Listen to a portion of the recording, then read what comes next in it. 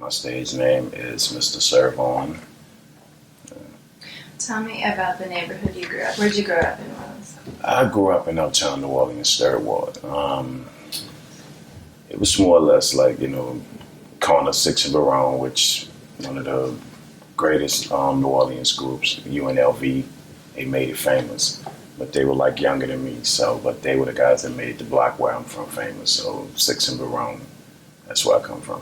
What was it about 6 and Baronne? I mean, I know how that song came about, but was it just a really important crossroads for people? Is where everybody went to the block parties and second lines? What was it about 6 and Baronne? All the second lines that passed up there, you know what I'm saying? They came through there. They came through that block up on that corner. And that corner, if you look at it, what it has spawned, money-wise, just contribution to New Orleans.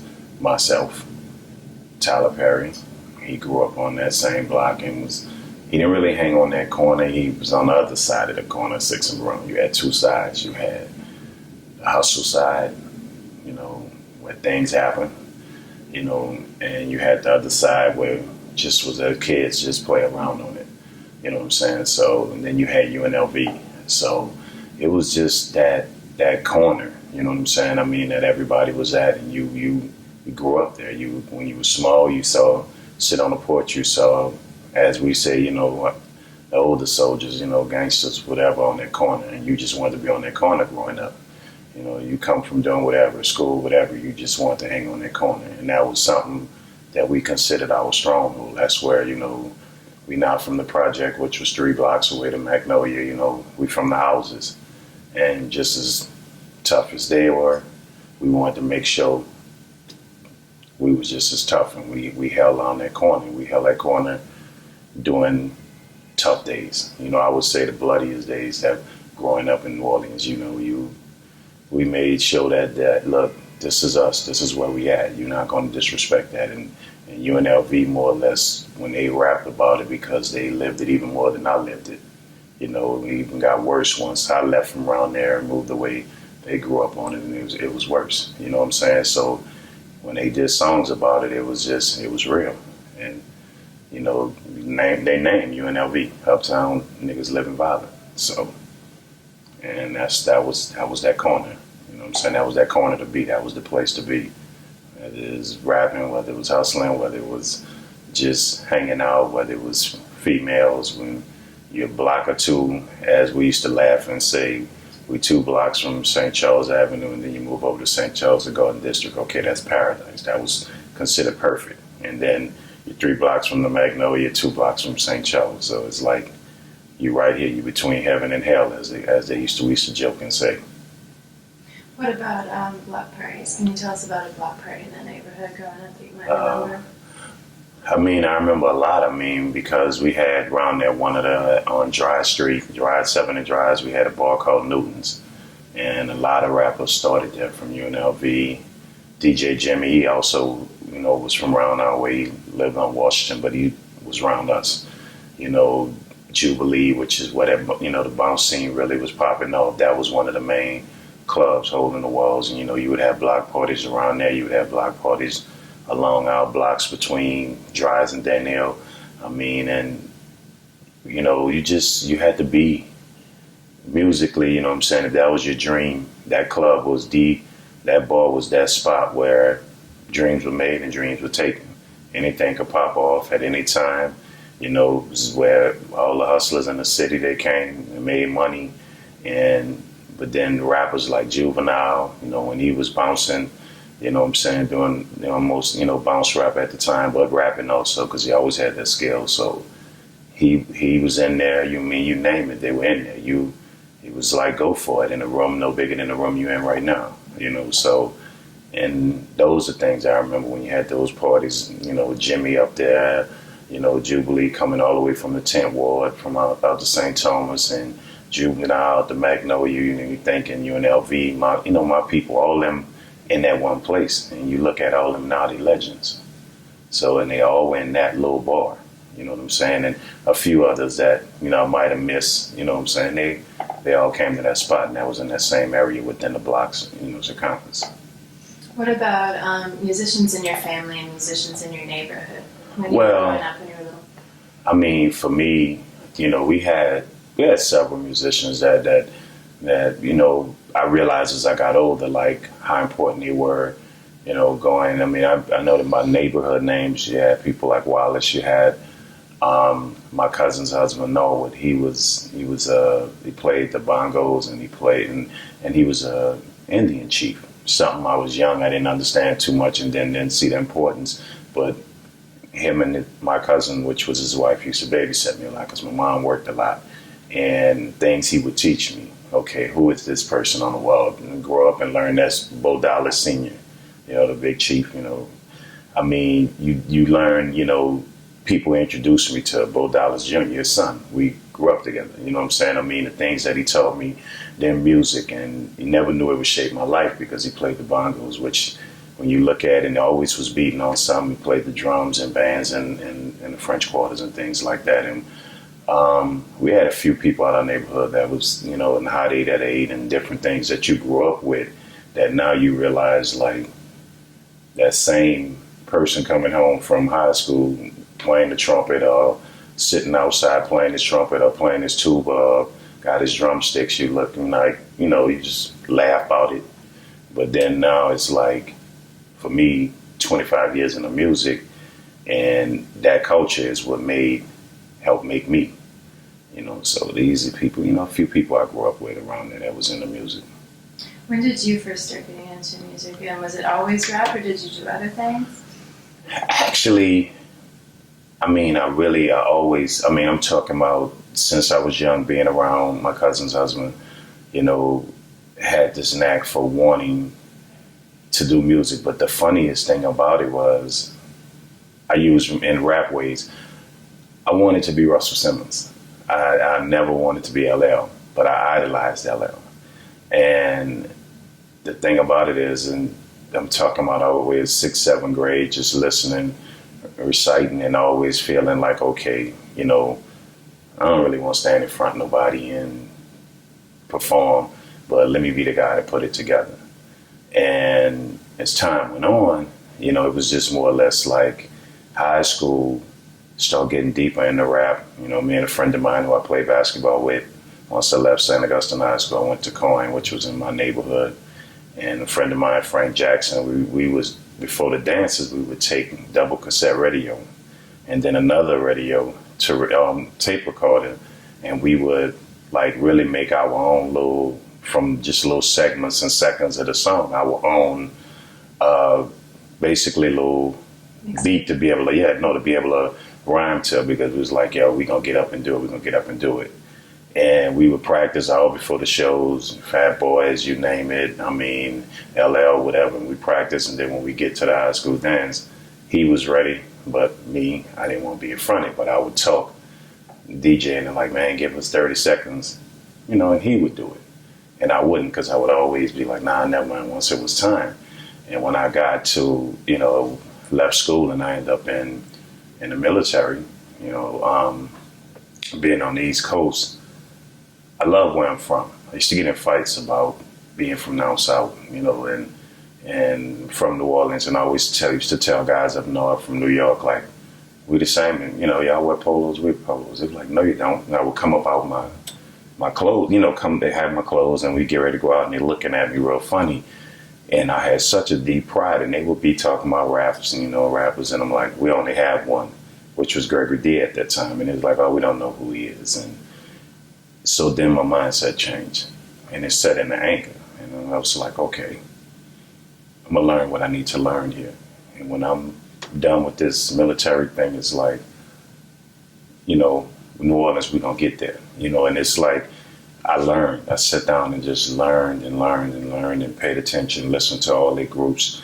They would go to New York, artists would have shows in Virginia, and I would go and just watch.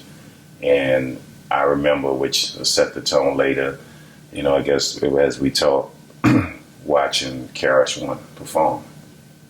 And I never wanted to perform before.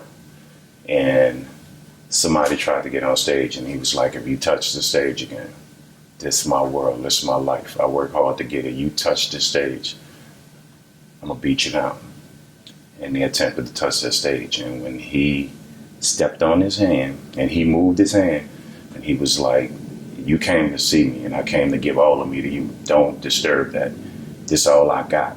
This music is all I got. And he said that. And I was staring at him, and the funniest thing, in the same crowd, they were visiting Virginia. Somebody from down here that I ended up hooking up with later. Didn't meet them that night, but they were in that same show. And that changed me, where I was like, you know, not only do I want to just put this together, but that's what I want. You know, I mean, they didn't get mad. They didn't jump back on the stage. They respected and they kept rocking with him. And it was just like, and he was like, because I'm from New York. And when he said that, I was like, I'm from New Orleans. And it's the same. You either respect us or we make you respect us. And that's where my mindset started coming to see, when I get home, this is what I want to do. And I don't want to just be king of that neighborhood or in that little spot that I told you about, Newton's, and rocking that, and everybody know. I want the world to know who I am. I want the world to know my city. And that was the beginning of my mentality with that. So when you first got together with KL and Parkway Pumpin, was that after the military? Was that before? No, that was after the military, and he was actually the person, him and Dot, they were visiting, and they were in that same show, and I didn't know. They were with a friend of ours, and I didn't even know he was in the show, and they saw that same show, and that's what I was speaking about. And what happened was, when I got home, because I got put out the military. I got put out the military 3 days before I was actually supposed to get out, for speculation and drug distribution, which, you know, I'm not going to deny. Military money was good. I loved the military. Everything was fine. I just made mistakes being young, and I wanted more. I wanted to do more. You know what I'm saying? And made that mistake. Got put out. When I came home, I was into a lot of things. I had a different attitude on life, and I was hustling. I was doing whatever, and doing it at a very high level. And it was just, and a friend of mine, you know, close friend of mine who used to be on that corner, who made it out, was doing well, and he was like, look, you got to go to school. Why don't you go take music? You know what I'm saying? You coming home, I'm listening to you. Because I would be rapping in the car, and my other friends would be like, shut up. Nobody want to hear that. And my dude was like, nah, keep doing it. You know, and he was like, why don't you take music? And he took his income tax, and he paid for me to go to Suno. So when I get to Suno, and I felt different, because I was coming from living on the East Coast. You know, I was dressing different, sound different to them, and everybody down here were mostly bouncing. And for me, I rapped real up-tempo, real fast, and then language and words was different. So it was like, I went to a cousin who was a manager of a artist down here, and he was like, oh, you'll never make it down here. Oh, you'll never make it. I'm like, okay, cool. Get to Suno. I walk into UC one day, just been going to classes, and they challenge him. And there's MC Dart from 3-9 Posse. And just going at it, and they're going at it, and I'm like, this remind me of the East Coast, where you got to earn your way. And jumped in a circle, handled my business, and I was like, okay, you know, cool, walking off, you know, and Dog was like, it was funny, he was like, yo, you know who I am? And I'm like, and it was funny, I used to play their stuff, and like, yo, I told you we rapping on the East Coast, like they used to bust down everybody from here, Kirby Denny's like, oh, whatever. You know, and I'm like, dude, I used to play y'all stuff a lot. And he was like, hey, he said, you going uptown? I'm like, yeah. And I was driving, because I was hustling. I had it.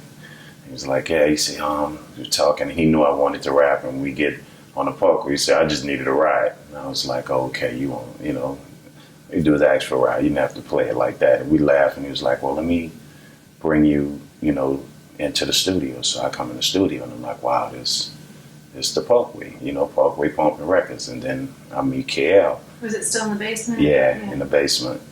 And it was so funny, you know, we just sitting there, and Dog was like, I think he kind of nice, you know, he just come back, so rap for Case, so I rap. And he was just like, he didn't say anything. And then he was like, what time you can come back around here tomorrow? And I said, whenever you need me. And when I came, and he broke me down. Like, I didn't know anything about bars. I credit him the day to who I am. You know, I didn't know anything about bars. It was like I would rap all the way through a song. You know, didn't worry about where to place the hook, you know, and then tempo and learning how to breathe and change. He sat there like continuous, even through me running in and out, hustling, doing things. And it was like he taught me every step of it, you know what I'm saying, sound. And that's where I met him at. And that was the beginning of that. And then I'm confused about the timetable here, but didn't you go to California with Kale and Mia? Okay. Tell me that story. Kale had at the time, and a lot of people don't know, and he's very quiet. He don't talk. I'll speak for him in a sense.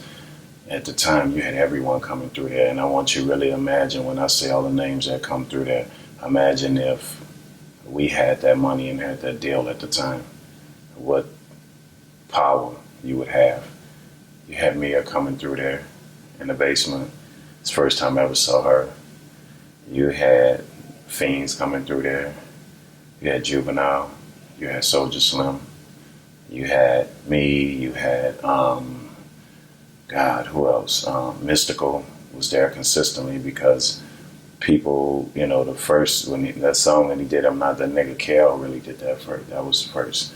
And basically, we didn't have the money to put everybody out and get them out of there and stuff like that. And, you know, you had to respect, they had to go their way. And he went to Big Boy, which was a good thing for him, you know, but all of them were there. And so it just left me and KL every night. He DJ'd at Rumors, you know, and which was a chance whenever we do a song or two, he would actually, you know, play it in there or whatever, whatnot. And my actual first performance ever in life was under Soulja Slim. He performed and I was on the undercard and he was at Rumors, which was crazy packed. You know, that's when I really learned, you know, New Orleans. I'm like, we have it. You know, it's not just bounce. You know, we have it in the crowd and the way things work. And with KL, just, you know, to get what you asked me about, we had a hard journey. It was times where, you know, he was like, look, you got to stay out the streets. You can't come around me if you keep doing that. We can make it another way. You know, we could pray, go to work, do something, bro. Just don't do that. So, I wanted it that much, and it was like I stopped, which means money got tight. You know, so, you know, it's funny, you know, we go down to things where we laugh and joke, and I said on a song where all we had between us was honey buns and Ruffles. And that's what we used to eat at night, you know, because he had kids. I had my daughter, my mom, so whatever extra money you had went there. And what was left was like, you needed 8 tapes or whatever, whatnot. We had to, you know, take care of those, 4-track tapes or whatever. And that's how we ate. And that night, you know, it was go play basketball, blow off the steam, and not making it right now, and not being there. Then come back, eat that, and then do songs till 4, 5 in the morning. And we had a friend that was like, look, do you want to go to Jack the Rappers? Y'all get your music together, you and KL can ride with me. Little we know, God bless his soul, he was running big time drugs in the car. We didn't even know. And we out there, we go straight out there, and we get out there, and we didn't have no passes. And he was like, I'm going to take care of my business. Y'all go to the conference. And me being me, and there's nothing to be proud of, it was like, hey, we got to get in the conference. Some guys was walking, and they were like they wasn't too interested, and I asked them for their passes. Not so much of a nice way. And we got their passes, and we was like, cool. We going in there. We looking for, at the time, we was looking for Death Row, you know what I'm saying, because they were going to be there. We was like anybody big, Jermaine Dupri, whatever. And the minute we finally get in there, we in there, we happy, fight breaks out. Luke Skywalker, you know, I'm in Death Row. And in between that fight, you know, you see Jermaine, we finally see him, but it's a fight. And he was with this little group, Escape, you know, then, and we looking at like we want to hand him a tape, but it's like we all pent back because they fighting everywhere. And then I see 3 people that I know. And Kale was like, who that is walking up? You know, guns out. I was like, oh, they from New Orleans. They from New Orleans. That was P, C Murder, and Silkk. It was like, you all right, man? Come on, y'all all right? What you doing out here? Because I used to play basketball with them. Because before rap, huh? In high school. Grammar school all the way up. Uh-huh. I mean, basketball was my life. Way before rap, you know what I'm saying? That's all I did. I played all Navy and within the military where I traveled with their team, their top team. And I saw them and we went to, I forgot the restaurant. And P was explaining to me about, you know, his label and this and that. And I was like, okay, man, here, I'll take, you know, if you like it, just holler. And about a month later, he called and he was like, I got this West Coast Bad Boy album coming out. And he came in town. He was like, man, check it out. And I'm listening to a song, and it was a song I did called Gotta Get My Serv-On, you know, where my name came from, because it wasn't Serv-On at first. It was C-Rock, or, you know, everybody had, you know, we all have messed up names. And because of the hustling I used to do, guy at the Parkway Big Mo was like, you know, you serve this, serve that, you serve on, you always getting your serve on, so cool. MC8 had a song, Gotta Get My Serve On, but you don't hear me though. And we took that and we made that into a song. I'm listening to the West Coast Bad Boy album that P had. Dave took the hook, hoping to get my serve on, but y'all don't hear me though. I'm like, damn, and he was like, man, come mess with us, come do this, you know, I got you. I'm like, we'll see what's up, you know. I'll give you a call, because I was kind of a little angry by it, like, okay, damn, but we on the record, dude, we on another one, so fine. Me and Kay was like, and shit got crazy, and I just went back to hustling. And when I went back to hustling, got into it with some people, and they came to my mother's house at like 5 in the morning. She called me and said, don't come home. You know, 2 people at your door, one on the side. And I called P, and he was like, and I told him, he was like, if you can make it to the airport, I got you. And I got to the airport, he flew me to Oakland. He went to explaining about his deal and everything, and I didn't know it was that big, that he had a deal with Priority. And he was like, man, I'm putting this album out, Down South Hustlers. I won't come home. I won't get. And so he already had, you know, Bun B and Pimp C and all them on it. So I'm like, cool. And so we get back down, and he was like, he wants some New Orleans artists. And I mean, he went to Peaches, and he met Mia, and he hooked up with Mia, and he was trying to talk to a few other artists in New Orleans, and New Orleans artists are so stubborn-minded. You know, they like New York artists. It's like, it's about right here. I'm not worrying about over there right now. At that time, it was like, now everybody from New Orleans, they want to blow.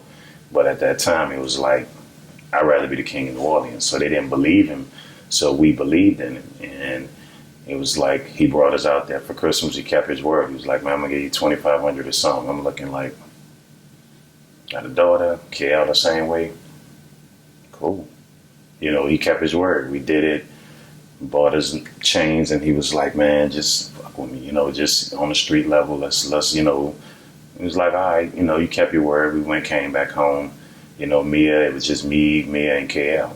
You know what I'm saying, at that time. And that's where we got, you know, KL and Mia knew each other from that rap circuit. I got to meet her, she was a great influence on me, you know, at that time. So that's how we got to Oakland, at that part of Junction. Story. And then you came back. Well, backing up, tell us the story about the Miller kids. Like, you know, you play basketball and everything with them. Is there a story that stands out in your mind? Earlier. It's funny because it was like I went down the line. We used to play at Napoleon in camp, and you had to really earn your right to get on that court. You didn't just come up. It wasn't about, okay, we're not going to allow you to play over some toughness. No, you had to have game. And PNC and brother Kevin, who was like 6'6", played for Warren Easton. I mean, you know, fortunately he was murdered later. To me, he should have went on to bigger and better things. I used to just idolize him, just run behind him. And I was smaller, he would always, you know, be there to protect me, you know, whatever. Like, yo, you all right? I got you. Come on, play. I can pick you on him. You know, and would spend time with me balling, and then P would always come. And then I would see him, and it was still more like being around him a lot, you know, and my family was in the Calio, so when I would go by my cousins in the Calio, I would see, you know, P, but P was playing ball, and P was hustling at the same time, trying to provide for them, you know, and then, you know, it was like after his brother was murdered, of course, he went to California, which left C here. And C was, which is my guy, more close to my age. We played ball, we just hung, we was always around each other. And the funniest thing, when you look back at it, the best story I can really sit back and is more relating, where I got into it on the court with someone, and he was known for running to go get guns. And I was like, we can fight right here, run to go get guns. And I'm like, and he ran to his car, and at the same time, P walked up, and P was like, you got a problem? And when he saw him, he saw P, he was like, he went back to his car, got in his car, and left. And he probably would have shot me, probably would have killed me, because he wasn't going to fight me. And it was just funny when you relate all the way back to Jack the Rapper's in the middle of this melee, who's the first person I see? It's P.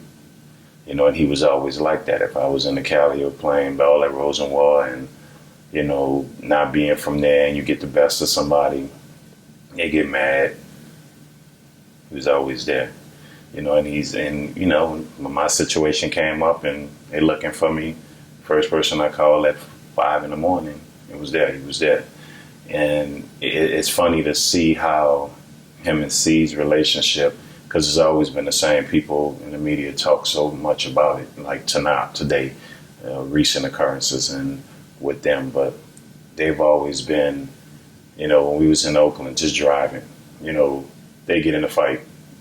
P is driving, C in the back seat. He's swinging, P letting the wheel go and swinging back. And it's like, really, y'all two doing this? And you stop on the side of the road, they fighting. I try to stop it. Now they brothers, so I try to stop it. I end up on the ground. Now they mad at me. Acting like it's like, and then you just like get up like, man, I'm done, yo, whatever. And 2 weeks later, they're good again. And their relationship has always been like that. And mine has always been intertwined with them, because P always looked out for me, but C was my guy, that I hung with, and so when them two get into it, is, man, what y'all stop, man. And it's like, I'm there, and it's always been that type of relationship, so. Certainly don't say anything that you're not comfortable with, but there's lots of talk about C coming home soon. Yeah. Is there any? I rarely smile, but yeah, I can't really speak about the specifics of it, but of course, he didn't do it, and people say, well, that's your guy, and I know him, and I know his heart, and I know, and this young man was 16, and God, his soul, I'm sorry, that happened to him, but his fans and young dudes especially, if you ever got to know him, you would know he was the type, if you were young and he see you a knucklehead and you like, oh, see, I want thug like you, this and that, and he'd be like, chill. Then pull you to the side and joke with you, laugh with you, and at the same time tell you this is not the life you want. And him hurting someone, I don't care. He, someone young like that, and someone that, as I was told, was an aspiring rapper and wanted to, and C was like, never. That's something he would not do. And everyone has tempers or whatever, whatnot, but that's something he didn't do. And then there's other circumstances that I know that he didn't.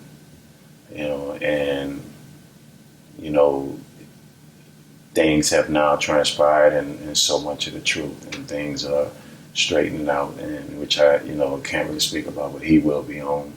He will be home soon, and the thing about it, his mindset, what everybody's expecting from him, you'll see murder music, but you have a person that's so different. And they say, oh yeah, jail makes you different.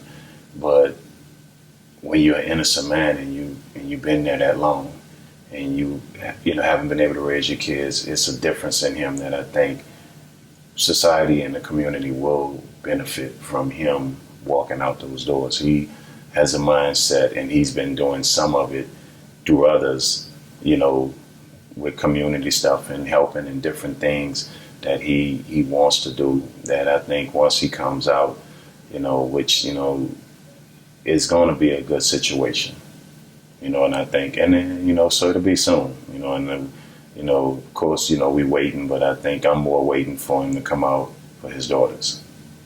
You know what I'm saying? I mean, they've remained strong, and with, you know, and I think they need their father. So that's the best part of that.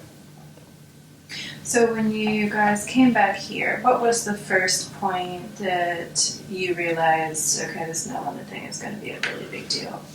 I think New Orleans was so closed in, and the funniest thing, it was like in New York, to win a crowd in New York is hard. And we did this show at the Riverboat Hallelujah, and so many people showed up. And, you know, to watch New Orleans, like, show up, and you're like, wow, okay. And they still played us off, you know, it's funny. And we got back, and P was always good of a businessman where he's not going to say, he's going to show you. So he was like, and he came down, he was like, yo, you know, y'all did some good work up there, and it was doing Mardi Gras, and, you know, I had my jacket, and nobody really knew what it meant, and it was like, it's at a friend's house of Jeff Davis, watching the Endymion Parade, and he was like, yo, I need to talk to you, I'm in town. And he was like, I told him, I said, you won't be able to get through. He said, I'm going to get through. I'm going to park on the other side of Tulane, I'm going to walk. And I told him where I was at, and he walked up, and he was like, he gave me, you know, this my No Limit tank, and he was like, here, put this money in your pocket, you know. And I was like, and I didn't, you know, I knew it was a little, you know, but I didn't know it was a lot. And he was like, man, he said, I need to see you in KL, and you know, we definitely gonna talk, because prior to that, he had producers out there, and he wanted us back up there to, you know what I'm saying? And, you know, so once he gave me that, and he was like, I want you to come back up there. I want you guys to come back up there and get your apartment, you know, you guys, and get y'all straight or whatever, whatnot. Basically me and Mia. And KL was going through some little legal issues, you know, where someone used his name and they committed crimes, and it was like he really was dealing with something, getting that straight. And me and Mia was already up there, and, you know, you didn't see much then. And then I jumped back to that, you know, coming back to that night, and, you know, and he walked off, and he was like, it's that time, you know. And I was like, okay, all right. And he was like, oh, by the way, your song made the soundtrack. I said, soundtrack to what? He said, oh, you got to go by Carlos, and I need you to redo some of your vocals and get that song done. I'm like, what? He said, the soundtrack to the movie The Substitute. I said, I didn't know it was going to a soundtrack. And he was like, oh, yeah, because I didn't tell you. You know, you might have put pressure on you. You just did a song and we like it. You know, I'm like, okay. So, you know, you're just sitting there, and I'm like, just a while, you know, and at the same time, I pulled this money out. And legally, that was the most money at the time that I ever made legally for something I done right. And it was like $10,000 cash. And he was like, I'm looking at it like, and I just talked to KL earlier, and he was like, yo, I need to get some gas. And I'm like, I got a few dollars, man. I'll see you after the parade. And it's just like, you looking at this, like, and I'm watching him walk off, and I'm like, and my song just made a soundtrack, like, you know, and you just sitting there like, it's happening. It's really, What song was it? It was Bang 'Em Up. It's the first time you're going to hear P say, because the hook is bang 'em up, bang 'em up. And at first I was just, me and C Murder was just going bang 'em up, bang 'em up. And he got on there and was like, bang 'em up, bang 'em up. It's the first time you ever hear that. And it was just like you sitting there, and it's like, and I met KL, like, you know, here, and he was like, what you doing? I'm like, I'm doing, I swear. And P was like, he just came, he's like, you serious? I'm like, yeah. Talking about going up there. And when, you know, we get up there, and he was like, well, what's up with K? I kept saying, we got to work with K, we got to work with K. And in between, he had came down, and we had been working on this sound, where KL was working on it, and we wanted something different. And for me, my blueprint of going back to thinking like Russell was like Wu-Tang. You had all those members. They did one album, and then only one other artist would put an album out, which was Method Man. Now imagine if all of them put albums out, then they would smother the industry. And what we thought about at the basement years before when they had the mysticals and everybody was putting all of them out and just smothered the industry where they can't breathe. Every time you want to put something out, we have two. And it was like a homie. And it's funny, we met who? No Limit Records, and Tank, and it's homie. So we always had that in mind, and we always was like, okay, we go up there, we got to come back and get everybody. And, you know, and keep that same thing. And then when we was doing the song, me being on the East Coast, I liked Onyx. And it was like, you know, see how they bring the rowdiness, you know, but the beat was faster. And Kay was like, listen to this. And he played Bout It. And it was just like, at the time, it wasn't Bout It. It was funny. The name of the song was Bucking Like a Winchester, but it was for me to talk about where I've been. And, you know, I'm like, that's it, you know, listen to this. And we just listening, and it was just like, you know, you like, that's the sound, you know, do crazy stuff over it. You know what I'm saying? I mean, our way, talk our language, you know, not like Onyx talk theirs, but like Onyx, rough, you know, just wild, and talk our language. And when we were up in the apartment, we used to talk New Orleans, you know, a lot in front P, and P had been gone a while. And we would be like, oh, you're not about money, you're not about, you know, females, you're not about this, you're not about that. And he was like, what y'all talking about? And I'm like, oh, yeah, I don't got it. And C Murder was saying, we like, man, you got to be about it, P, you ain't about it. So him being him, it stuck in his head like, okay, that's some real shit to say. So when he got home, he needed to do a commercial for Q93 because he was trying to acclimate himself in New Orleans.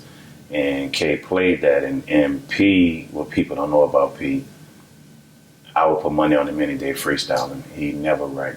He's never, every song he's ever done except his Miss My Homie songs, which were deep to him, he never write. And he would sit there and he just constantly, he was like, you know, about it. And he just, because if you listen to him, he said about it different.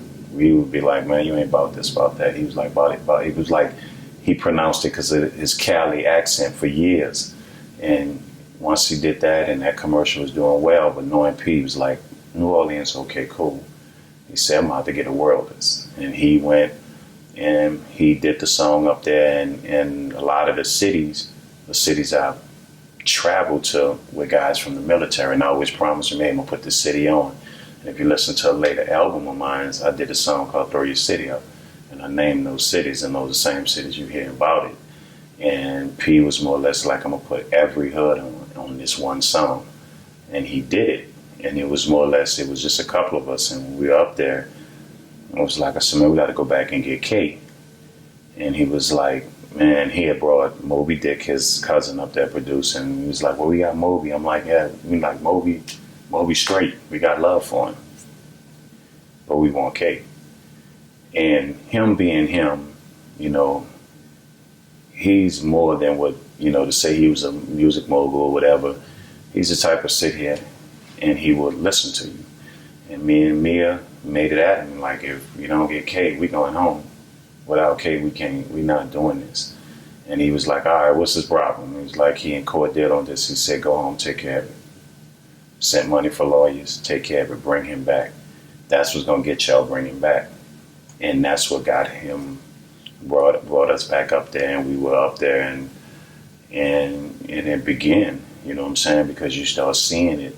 You know, now he's taking us to LA to the party office, and, you know, and then you start seeing we were doing shows, and it might be packed for like $2,000, and it's about 5 of us, 6 of us on the road, and he making sure everybody still had money. And once that he released, you know, we did the Ice Cream Man, and he started letting Kel take over a lot of the production, where he changed from the West Coast. He trusted. He was like, I'm going to go with him. And when them two got together, that's Dre and Snoop to me. And you could start seeing, once Bout It came out, he did Ice Cream Man, which was done by Moby. But when he started releasing songs by K, he started getting radio play, something we never got. The shows were huge. Were the radio stations here, were they playing it from the start, or is it like they now? Played a little bit, you know, because they were more bounce oriented, you know, and we weren't here. So, we weren't considered like, I think at a time like, okay, yeah, they from here, but, they didn't go through the rigors down here to, whatever. That was their mindset, I think, a lot here. And I think where it really hit us, like, we there, when we was on the undercard of a show in Cleveland. And sad ending, but when we realized we was on the undercard in Cleveland with West Side Connection, Scarface, and all them, we watched them go in. And we waiting, but we had performed and we killed it, because Bout It was Ice Cream Man, was, and you talking about 18,000 people in Gun Arena. It was Gun Arena then, where the Cavaliers played. And that near the end of Ice Cube them show, they start screaming, "We want P, we want No Limit." And being a surreal moment, and you looking at 18,000 people saying this, and some of the greatest to do it, West Side Connection with Ice Cube, Scarface, they all perform, but they at the end of the show screaming, and we like, damn, wow. And it got more surreal when we sitting in the airport, and that report comes in that, basically, that's when Biggie got killed. And, he had lost Pac. And Pac and P was like this. And we were still just coming in, and then you lose Biggie. And it was almost that, and I remember somebody, security, made a joke. It was like, damn, we the last gangster rap that's left, right? Like, talking about it. It's our time. And you look at the situation of Pac on the West Coast, Biggie on the East. South is in the middle. They go. We come. And it was like that surreal moment where, where you sit back and like, this about to get real. You know what I'm saying? They still at war, East and West. They got their beefs. Now Biggie's gone, it's gonna be worse. And time has showed. They start paying more attention to who killed who and who did what, and stop making music on both ends. And all that left was us. And we were coming at that time because we were more in the streets. We were doing it the old way. We were doing it the way Rap-A-Lot did it, the way E40 them did it, who P learned a lot from, being, rap hustling from Too Short and all the people he was cool with in the Bay. We were in the streets. We were, we'll come to your record store. I don't care if you tell us, look, it's in the roughest hood in Cincinnati. We came. It was more or less like Pete thing was, why rap about the streets and you don't let the people in the streets see you or touch you? And that to me was when I really realized, like, this is about to be real big that night. And sitting in the airport that night with the chance, and then sitting in the airport that morning. So. When KL was brought on board and you started going hard here, where did you record? Where was the recording studio? What? Did you have multiple ones that you recorded? With No Limit? Uh-huh.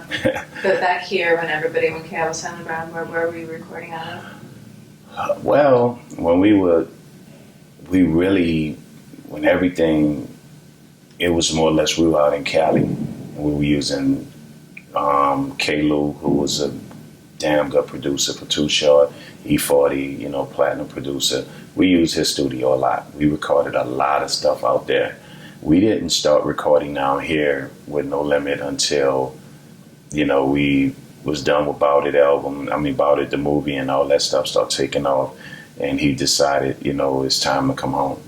And we ended up in Baton Rouge. We never really did anything down here in studio. We all did a lot of stuff because we were in California for like a year and a half, 2 years.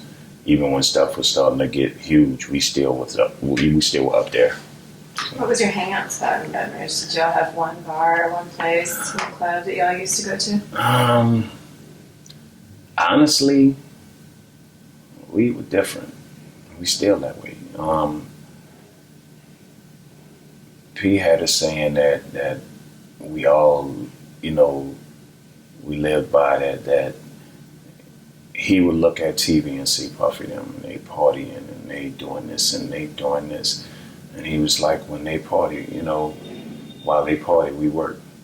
And in the end, we'll see, And he never was a club guy, and I never was really a club guy. I did my clubbing thing. I would get in trouble sometime, where it was like serving there somewhere, and my thing was I just used to be there because they used to say, well, we never see people from No Limit.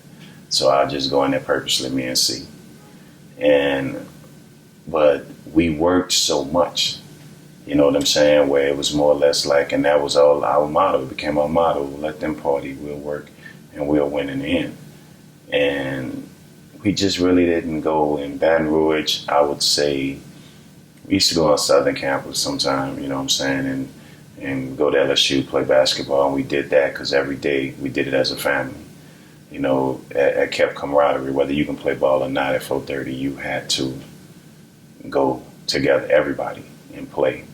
And I mean, we might go to Churchill's and smoke a cigar or whatever, whatnot, or things like that. We really didn't go to too many clubs in Baton Rouge. We really didn't go out because we were always working, and when we wasn't working, we was flying to cities to do shows. So we didn't, rags every once in a while. I can't lie, I snuck to these places, and something always pop up, not with us. And then it's like people like, who was there? Serv. See, and he would fuss, and then so he figured out a way like, okay, now I'm gonna keep them with me. And that's how I started learning the business, because he was like, okay, if you're not here, they're in New Orleans in clubs, especially me. When I wasn't assigned to be working, I might dip off and I'm like, okay, I got 3 hours, studio packed. I'm coming to New Orleans. I'm coming to do me. And so he got to the point where, and then you got used to not being in clubs and kicking it. You're just like, all right, I'd rather be doing something, learning, watching KL and mix and learn that, or trying to get on a song because there was so much competition. You had 15 rappers in one room, and if P doing his album and he come out, he like, yo, I got a second verse, who want it? And you went to war for it. You spit your best, and everybody get a chance, and then KL and would say, okay, let's keep such and such on this song and that. So you didn't want to miss anything. So going to a club, going clubbing too much, you might miss out being on some big songs. So that's how that was. There are some stories that people were really horrible to them when they first started buying houses in the country club in Baton Rouge. Was there a lot of... I think Baton Rouge, and I'll say this, and I'll say it with honest sincerity, Baton Rouge still lives in a racial way. Because, the Klan was right down the line, road at Denham Springs, and I'm sure it was in Baton Rouge. And you look at people in Baton Rouge, they grew up, they call it the bottom down there. And you would meet somebody from Baton Rouge, just when I realized it was nothing like New Orleans, where you meet somebody and they're like, yo, we on College Drive. Oh no, we ain't coming over there. Police be I'm like, and at first when we got there, I didn't think they were used to seeing, and I'm being honest, black people in nice cars. And they would stop us, and they were, okay, this is No Limit guys. They got to the point where they stopped stopping us because all our stuff was legit, and they realized we were there. And I remember going in a country club by P, and you just seeing the look, because we carried ourselves different from what people. We always say, yes, we were rappers, but we were businessmen.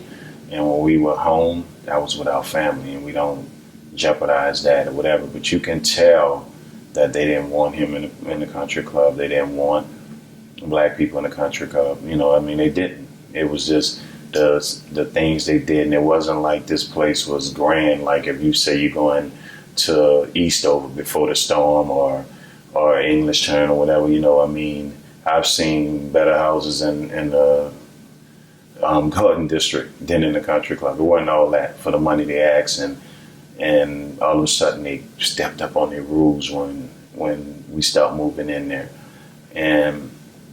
But little they know it brought up, and they wouldn't admit it later, that it brought the value of their houses up, because the bigger P got and the more money he made, and the Snoops and everybody that came there, that became, hey, you can live somewhere near them. And then they took advantage of that on their own also. But Baton Rouge, I think, wasn't ready to see young black men with money living in those areas, because we had an area where we lived at where P bought like about 15 houses where a lot of us live. We mind our business. We was with our families. But you can tell, you could walk. I'm walking in Albertsons, and the younger people like, oh, that's Serv-On. Hey, what's up? He always comes shopping here. He cool. But the older people, and the difference in Baton Rouge is down here, I can walk down the street and older, white, young, hey, what's up? How you doing? All right, what's cool? Keep going. And it's not about, oh, I know who he is. No, we just like that in New Orleans. Not Metairie, Jefferson, Kenner, whatever.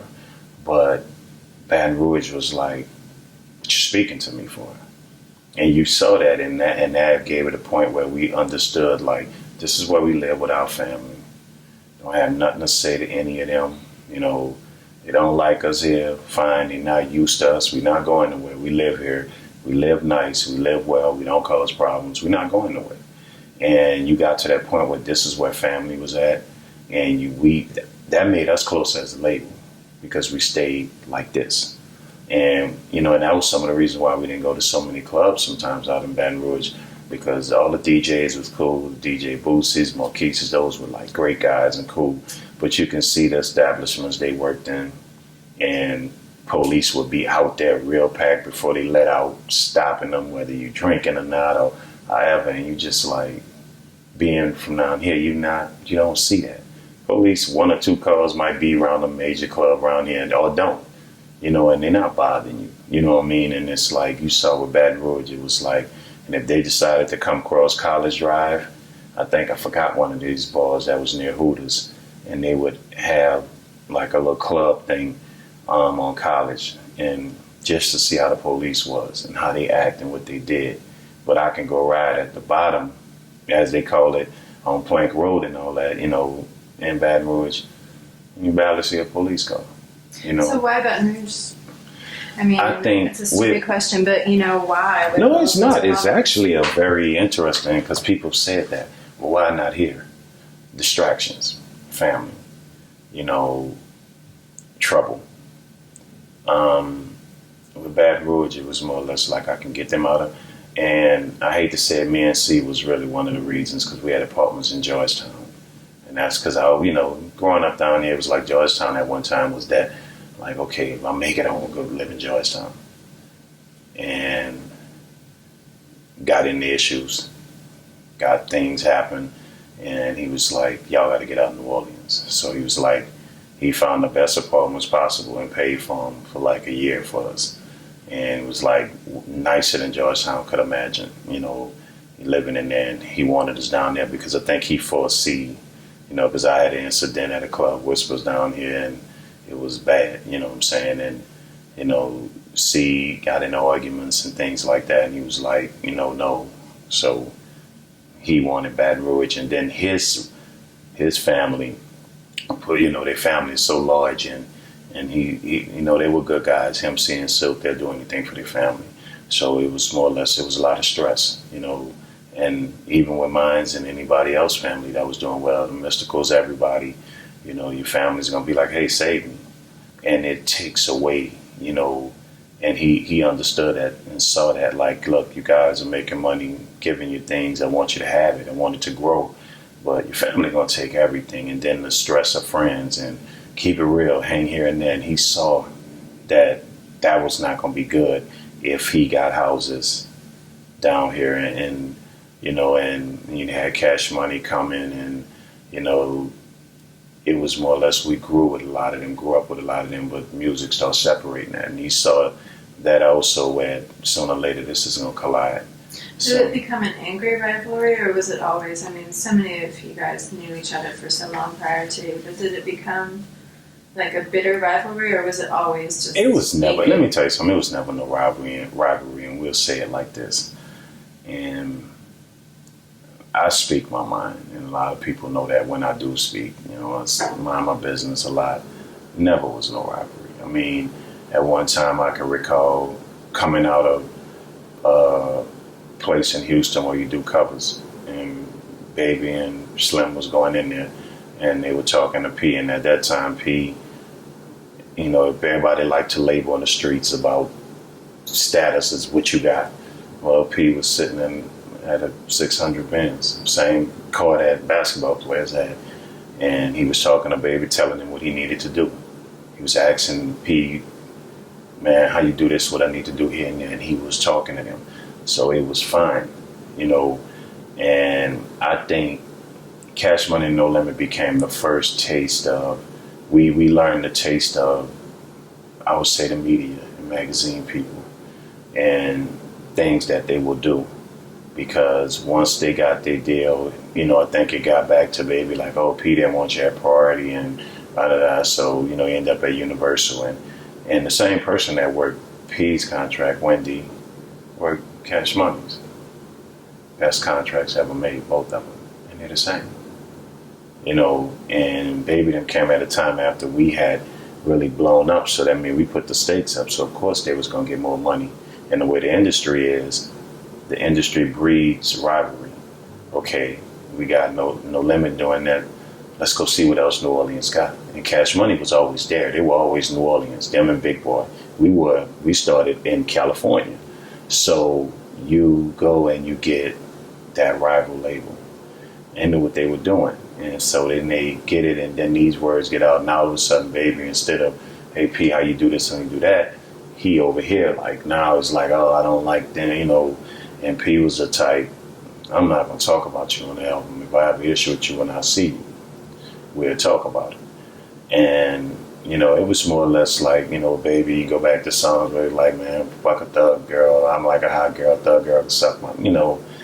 And we sitting there like, okay. Baby from Cash Money and I went to school together. We played at AU together. I know him personally, and his brother who passed, and his brother Slim. We all went to grammar school at Holy Ghost. So you know somebody, and you're like, okay, man, he really tripping. Like, okay, with that. See Juvenile, we laughing and talking. He stopped by to see my mother.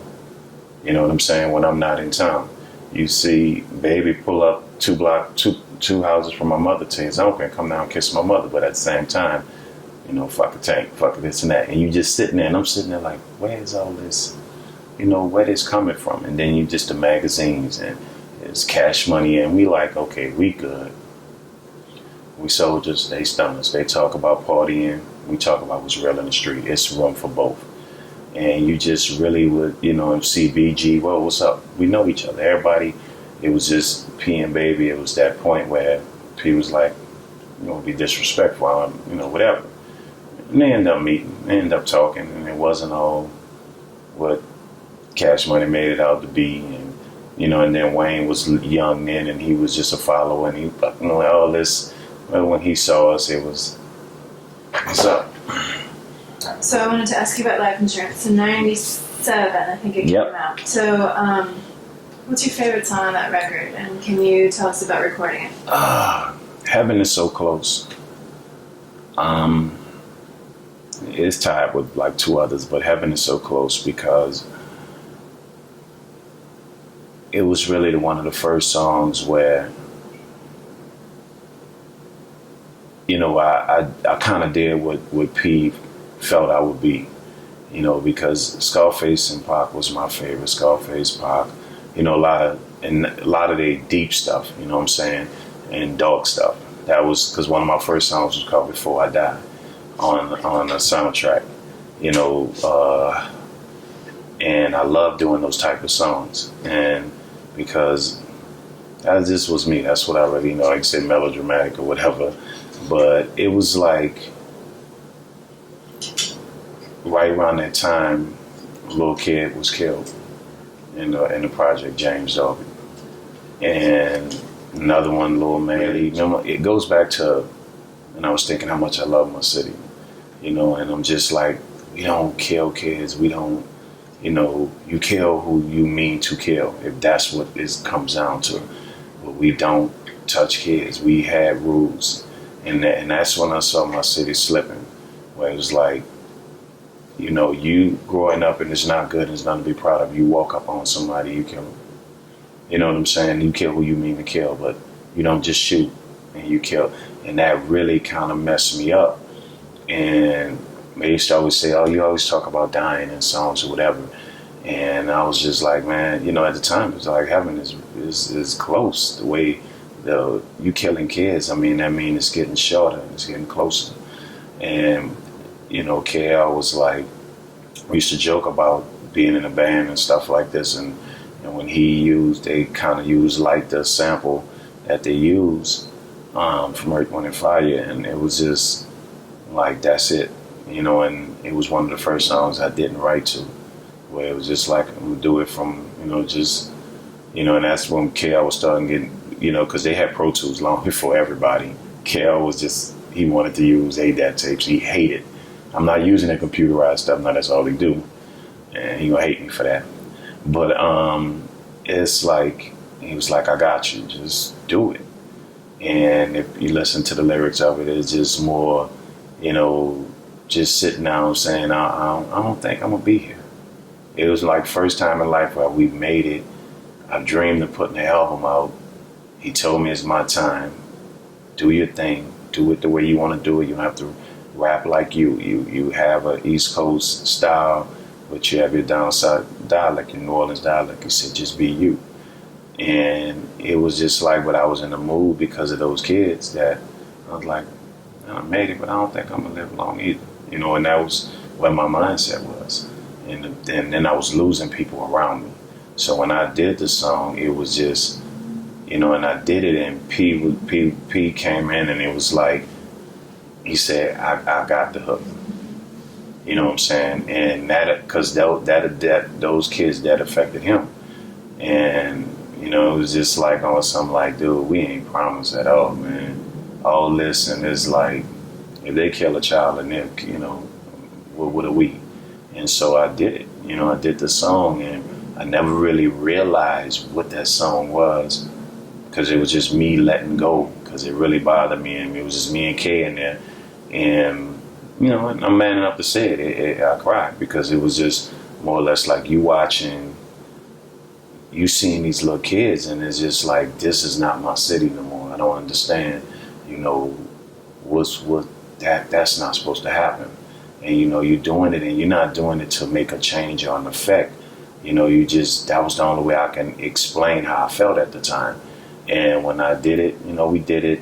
P came in, he listened, he was like, that's what I needed from you. I needed you to reach. You can give me the hustling songs, you can give me the street songs, but I needed that from you. You know what I'm saying? I needed that one. We got to make them know we do understand and we care. And, when I did it, and I really never realized it until, like, even now, you really, you realize it a lot of years later when guys recite those lyrics. And they telling you, man, that was the realest song on your album. That was, and when I have to do it in shows, and the look in people's faces, when they're reciting those lyrics, and because somewhere down the line, and you hear when you get off stage, man, that song helped me get through. It helped me get through, losing my little brother, losing my son, losing this, losing that. And you like, wow, okay, that was really just about me feeling like sooner or later I'm gonna die because they're killing these kids. So, might as well express how I feel. And so that song was like that song to me that defined, what I'm saying, my frame of mind when I should have been happy because I made it. You know what I'm saying? But deep down inside, I wasn't happy. It was just more or less I existed, and that was it. So. Well, so many people, everybody's lost people here. Whether it's to the murder rate, or to incarceration, or to wrongful conviction, or to hurricanes, or to, all these things. How has it affected the music? Not just in terms of lyrics, maybe the sound of the music, performance, musicians themselves. What is the effect? You know what I think? And I hate to say this, because greatness is born within tragedy. You look at Mystical, he lost his sister. That was his heart. He been on a vendetta just to make the world understand him for years, and look who he became. You look at a lot of people, whether it's Michael Jordan, losing his father, quit, and just came back and just destroyed basketball. I look at the city of New Orleans, and I look at the musicians now. I remember at one time, they didn't care about being out here. They cared about just doing music, and their friends come and celebrate with them and listening, whatever, whatnot. And it just stayed the same. Everybody stayed level. Well, we was getting better, Cash Money was getting better as artists, and you watching artists down here, they were just, but after Katrina and the destituteness of this city and the things, the artists that have arose from that and their change in the way they rap different. They went other places and they saw it and they realized their story and their culture and who they were was idolized, you know what I'm saying, in other cities. Where it wasn't just the fact, okay, that's New Orleans, they'll kill you. You know what I'm saying? Yeah, they saw that too. And they understood that, and you start seeing them, they rap better. Look at the 3D Natis, look at, the currencies and all the different, young artists, my guy, Jason Lyric, different people we have here, they really rap. And I remember being in the military, like everybody bounced and you had one or two rappers and I'm like, dude, if they ever start rapping on there and they tell their story, the life we live. And now you look at it where we have guys walking around with backpacks with hip hop. Real hip hop, pure hip hop guys that will tear your lid off in a freestyle. And a lot of that, I think, and then they decide, I want to be big. I want to blow up.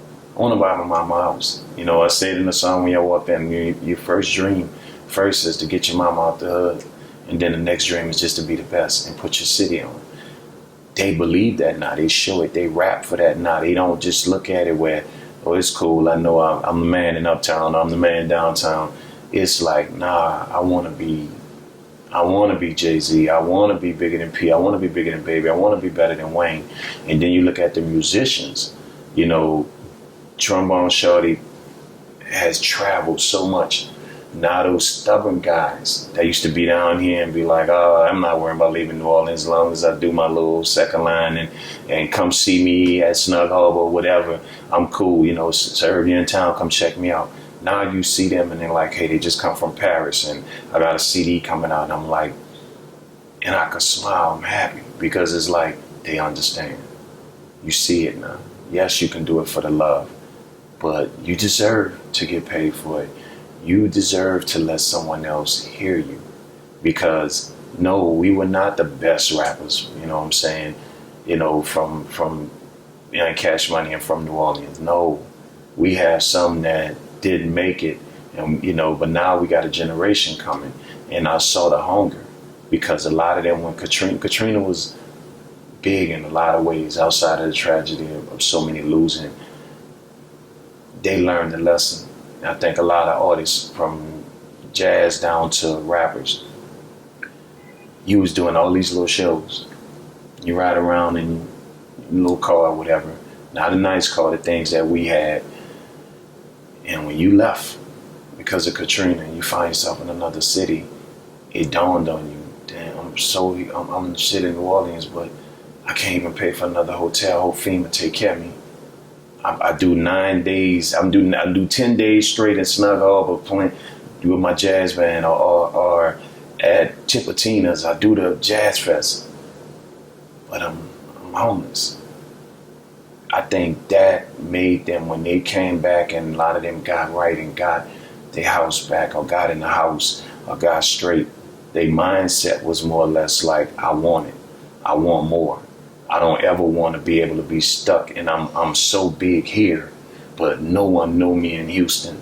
No one knew me in California. I should have been where, okay, hey, I'm Jeffrey such and such. I should have been able to say my name, and musicians in those cities should have came and say, hey, we got you what you need, or you didn't even need anything because you had it financially, and I think a lot of those artists, and then out of those tragedies, and then after Katrina and the murders and the changing of the guard, changing of the guard, these new teenagers with their murderous tendencies that they have, going to other cities. And when they went to those other cities, you should never have to survive in America. And you're an American in another city being called a refugee, where you had little young guys that wasn't in battle, they wasn't street soldiers here, but they went somewhere else and they had to be that way because they were from this city with nothing. And you look at some of them were young, now they're teenagers, and they went through a lot and seen a lot, and now they're here. And that's the bad part of what came out of it. But then what's spawning out of that musically is these artists that, you know, I went to a rap thing they had the other night for that Sets 45, who, you know, good guy, great guy. And he put on for $1,000, and the way he was rapping, it was at I think with Wild Wayne. It was at Republic the other night. Industry Influence. Yeah, Industry Influence. And I just stood back in the crowd because I was supposed to judge, but I was like, you know, Fiend was up there, go ahead. I just wanted to watch. And it brought tears to my eyes because I'm listening to these little guys and the deepness. And to say we have such a low educational system, how educated their words were, how, you know, lyrically inclined and intelligent their lines were, their metaphors, and you sitting back and you like, and they hunger, you know, and it just bring me back 20 years when I tried to rap like that, and my cousin told me, man, that never work here. You gotta bounce, it'll never work here, man. That rap style will never work. And you look now, and I feel where it came from was none of these kids and none of these rappers ever want to be somewhere and they can't provide for their family.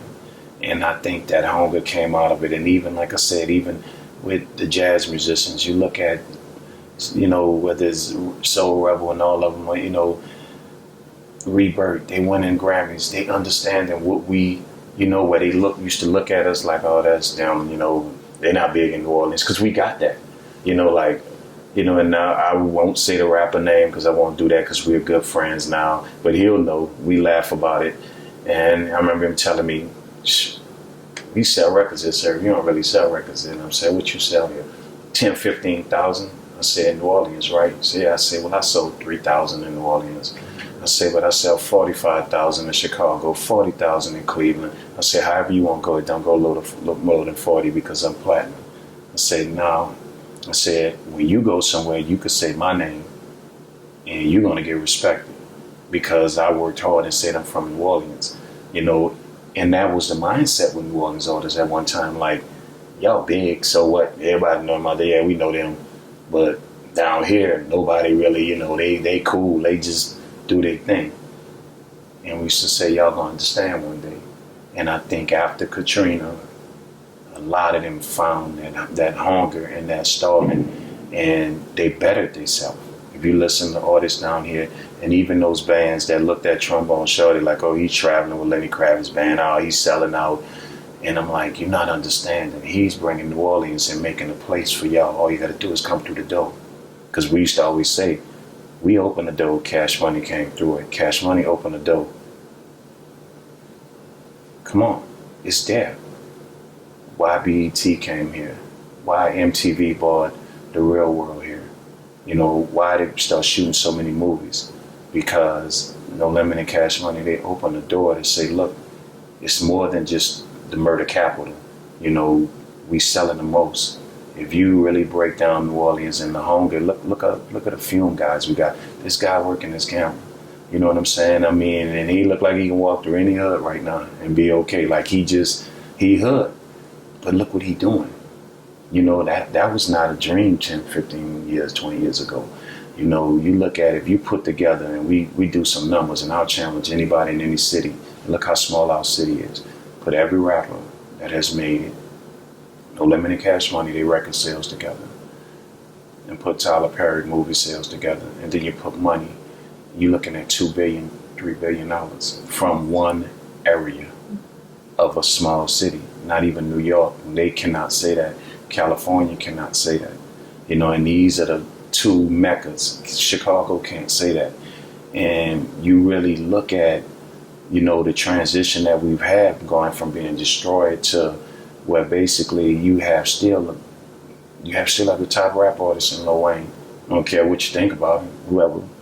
He's still number one. When he come out, it will be 4-5 million sold in a time like this.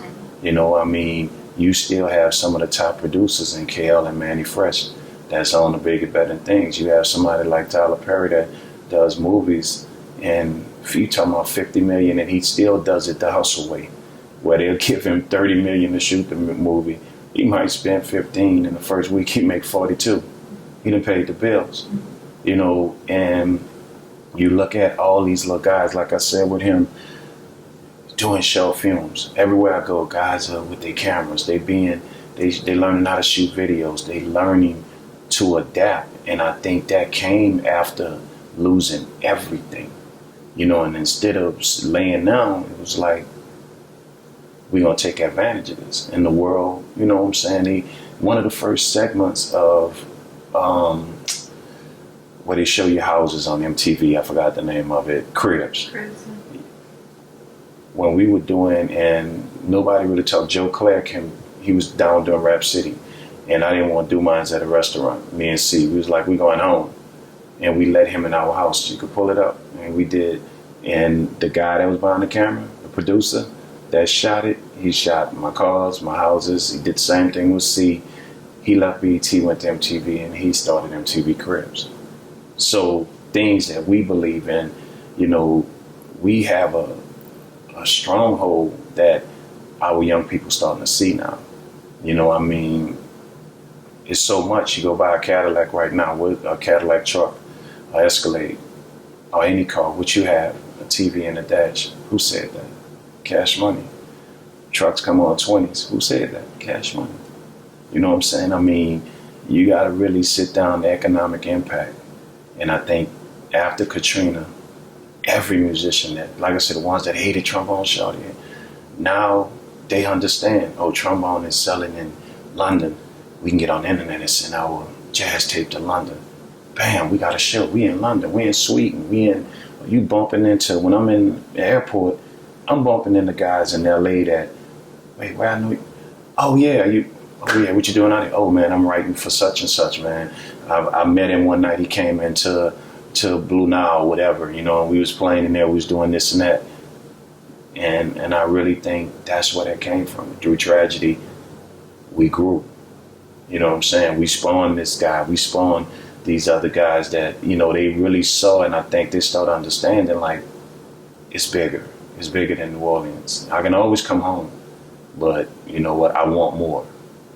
And I think that's what came out of that. Where were you for Katrina? I was living in Dallas, and my mother was like, she's not going to leave. Her brother was like, you got to come. I'm the youngest. And I came down, got a hotel at the Queen Crescent, I think that's the name of it, right over here, and waited for my mother, went to pick up, oh, I'm coming. Being stubborn like any other. She's 83 right now, so, and was stubborn then, and she didn't come to the hotel. And then the next thing you know, she ended up at the Superdome, and end up getting her 3 weeks, because I couldn't find her for 3 weeks. And the power of being, and it's funny, the power of being from here and being in No Limit, I just put it out there. I can't find my mother. And got a call from a girl from Red Cross that was a fan, and she found them at a Indian reservation thing in Georgia. And the guy that was another rap fan, he was flying people, and he flew my mother to Houston, because I got to Houston and met me. You know, so, but I was here, and that, it goes back to, like I said, I'll fight for my city. You disrespect my city, we fight, and I didn't care. You know, y'all don't know us. And to see your city like that, you know, to ride uptown looking for my mother and she not there and the door open, and as you riding along, you see people floating. And one of the things that really, I'll never forget, it was Claiborne and Martin Luther King. And this guy was just floating, and his arms were wide, like open, like, honestly, like Jesus, and his feet was crossed. My girlfriend's stepfather he filmed it. And, you know, the light was shining on him, and he just was landing like he was basically crucified, just laying in the water. And you just looking at this, and you like,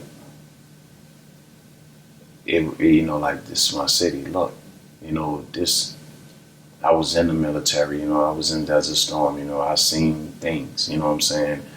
And you never, you know, thought you would see, you know, where you grew up at.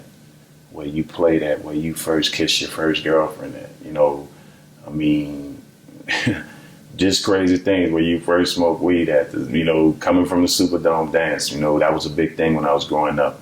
You know, it's like it's destroyed. You know, you're a Saints fan. You know, and you like where they gonna play at. You know, you school's destroyed, and you just sitting back and you like, and I'm seeing this, and then yes, being financially stable at that time, but Lord knows I didn't have money where you could say, okay, I can fix it. You know, and I didn't care like other people was like, oh, George Bush haven't got here. You know how political red tape is, and sitting there, you got to sit back and watch and make sure he make the right move when he come. You know, and we wasn't as important. You would think it was because he partied and got drunk here before he was, you know, president a long time ago, whatever. But it was more or less like I said, you know, people like our city gone, it's never coming back. And my mindset was, that's a lie. I'm like, we're going to have to fix this. You know what I'm saying? We're going to have to do this, you know, not just as rap artists and artists, just as people. I said, it'll be back as, you know, and I never thought it would come back this fast. You know, and it's still not. Don't get me wrong. I'm saying, and I always say the reason why it is back in such a way because of the people, because of the culture, because what do people come down here and spend money for? Our culture.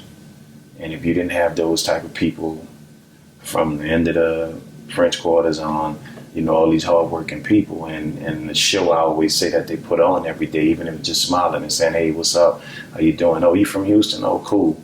Oh, hey, where can I get something to eat? Oh, you can go over here and go where they help each other out. You might know someone work at Daisy Dukes. You could send them to Commander's Palace in the Garden District, big time restaurant. No, we ain't doing that for you. I'm going to send you over here where you work there and I know you, and you can get, talk to Alex, when you go in there, she'll take care of you when you get in there. I just help you out, make a tip and whatever, whatnot. You going to turn around. I'm a bartender. You might come back and drink, bring your people in a drink. That's New Orleans. And that's what brought New Orleans back. And I think even the music, because that's what people come here for. And I think if we didn't have all those things going, the culture, no, this city wouldn't be halfway as that. Because I think in this city created memories for a lot of people in their life. You know, we joke down here in the CBD. We know my little CBD friends that I've grown to be close to. You know, Vegas got what goes on in Vegas stays in Vegas. And we joke and say, make memories in New Orleans you don't want to remember it. You know, and people really, you know, when you think about it, you know, people have some of their fondest memories in life coming to Mardi Gras, coming to Jazz Fest, or just coming here for a weekend. In the state of Louisiana, your rite of passage is so funny because being on here, I've learned this since I've been back home even more. They rite of passage sometime coming from Lafayette. I just made 21. I'm going to New Orleans. It's like, that's going to make me feel like I'm 21 because I'm coming, I'm going to Bourbon Street. I'm going to do this. I'm going to the French Quarter. I'm going.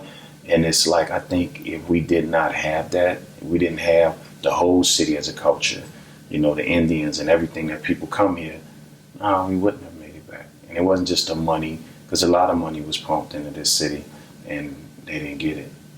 You know, asshole of a Governor Jindal. I look in the camera, look at you, asshole. You won't win the presidency, whatever, never. You know what I'm saying? Even if they wanted another Republican, you won't. You know, you crippled your state. You know what I mean? It's ridiculous, but, you know, political agendas got all that money. The thing that brought this city back is the people. The music, the food, the culture, and that's it.